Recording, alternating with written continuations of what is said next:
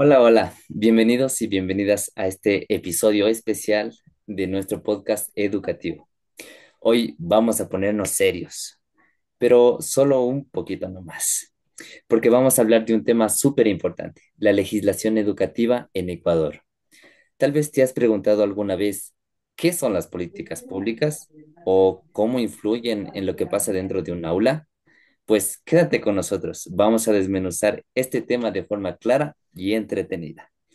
Te contaremos cómo tres políticas clave están marcando la diferencia para que la educación sea un derecho real para todos los ecuatorianos. Así que ponte cómodo, sube el volumen y arrancamos. ¿Alguna vez te has preguntado quién paga esos cuadernos gratuitos o cómo es que hay escuelas públicas en cada rincón del país? No, no es magia, es el Estado tomando decisiones importantes. Hoy vamos a meternos en el fascinante y no tan aburrido como suena mundo de las políticas públicas. Vamos a descubrir qué son, por qué importan, más de lo que crees, y conocer tres políticas claves que hacen posible que la educación en Ecuador no sea un lujo, sino un derecho. Y claro, vamos a hacerlo de manera relajada, conversando entre nosotros, compartiendo experiencias y opiniones, porque si algo que tenemos en claro es que la educación no es solo un derecho, es una herramienta de cambio. Así que quédate con nosotros que esto se va a poner bueno. Y para empezar con fuerza, Lidia, ¿tú puedes contarnos qué es exactamente las políticas públicas?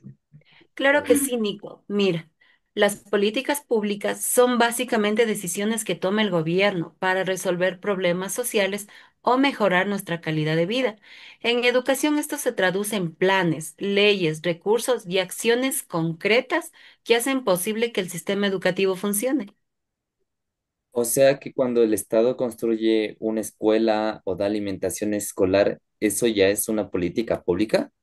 Exactamente. No son solo buenas intenciones, son medidas organizadas que implican presupuesto, seguimiento y objetivos claros. En educación, se enfocan en asegurar que todos puedan acceder, permanecer y culminar sus estudios. Eso me parece clave, porque a veces uno piensa que estudiar es normal, pero hay una estructura enorme detrás de eso para que sea posible. Y hablando de eso, Nico, ¿qué significa realmente garantizar la educación para ti? Una pregunta, a ver. Garantizar la educación significa que el Estado debe asegurar que todos, sin importar su condición económica, social, cultural, puedan estudiar desde que sean pequeñitos hasta que sean universitarios. No es solo dejar que entren a clase, sino que es asegurarse que tengan todo lo necesario para aprender. O sea, ¿quieres decir que el garantizar que un niño tenga dónde estudiar, que comer, libros, profesores y que no tenga que dejar la escuela por falta de dinero, ¿no es cierto? Exactamente, tal cual. También incluye que puedan participar y que no se sientan excluidos y que terminen sus estudios con algo que les sirva en la vida. Eso es lo que hace una educación que sea realmente inclusiva y de calidad. Totalmente de acuerdo. Y ahora que entendemos la base. Marlon, ¿por qué no nos cuentas sobre una de esas políticas que han cambiado la educación en el Ecuador? Con gusto, Vero. Verás, la primera política que quiero destacar es la educación gratuita y obligatoria, que está en la Constitución del Ecuador de 2008. ¿Y qué es lo que nos dice esta? Es que todos los niños y jóvenes tienen derecho a una educación gratuita desde inicial hasta bachillerato, sin excepciones. ¿Y cómo se aplica eso en la práctica? Ya, verás, Lidia. Por ejemplo, el Estado no permite que las escuelas fiscales cobren matrículas ni pensiones. Además, este entrega textos escolares, da alimentación y hasta uniformes en zonas vulnerables. Y también existen campañas de matrícula abierta, sobre todo en comunidades rurales. Ya, por lo que se ha visto, esto ha sido fundamental. Gracias a esa política, muchísimos niños que antes no podían estudiar, hoy están en las aulas. Pero ahora quiero que hablemos de una política que no es tan conocida.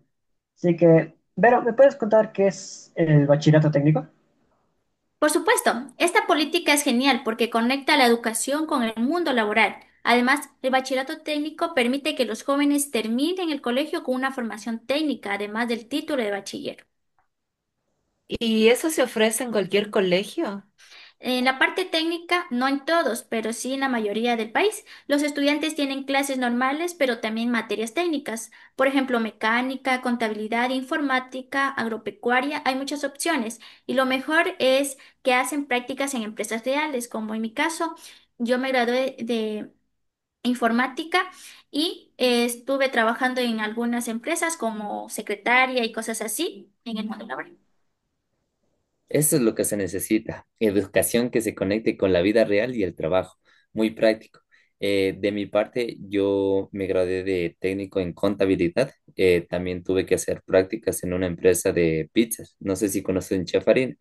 Fue una experiencia muy bonita y útil para la vida profesional. Exacto. Y eso ha ayudado mucho a los jóvenes consigan empleos o incluso estudiando una carrera técnica. Y hablando de seguir estudiando, Lidia, ¿nos puedes explicar qué pasa con la educación universitaria? Por supuesto, Berito, una política súper importante es la Ley Orgánica de Educación Superior, LOES, que garantiza que las universidades públicas en Ecuador sean gratuitas. Eso ha sido un cambio gigante, ¿verdad? Sí, Nico. Antes, estudiar una carrera universitaria era un sueño muy lejano para muchos, pero gracias a la LOES, hoy miles de jóvenes pueden estudiar en la Universidad Central, la Politécnica, la ESPE, entre otras, sin pagar matrícula ni pensión. Exacto. Y eso ayuda a romper ciclos de pobreza, porque no solo estudia el joven, cambia toda la historia de su familia. Y además la LOES impulsa la calidad, exige evaluaciones, promueve la investigación y fortalece a las universidades. Así que no solo se trata de estudiar gratis, sino de estudiar bien. En síntesis, podemos decir que después de todo esto, me queda más que clarísimo que las políticas públicas son la base para que el derecho de la educación sea realidad. Exacto. No basta con decir que la educación es un derecho, hay que garantizarlo con acciones. Y eso hacen estas tres políticas: abrir puertas, derribar barreras y construir futuros. Pero también depende de nosotros como ciudadanos conocer, valorar y exigir que estas políticas se mantengan y mejoren, porque la educación es el motor que transforma vidas. Muy bien. Y como dicen por ahí, educar es sembrar libertad. Así que gracias por escucharnos, por reflexionar con nosotros y sobre todo por seguir creyendo que un país con educación es un país con futuro. Hasta Hasta la la próxima. próxima. Hasta la próxima. Recuerden darle me gusta, comentar, compartir, suscribirse y darle a la campanita para que no te pierdas ninguno de nuestros siguientes videos. Bye bye. Adiós. Chao. Adiós.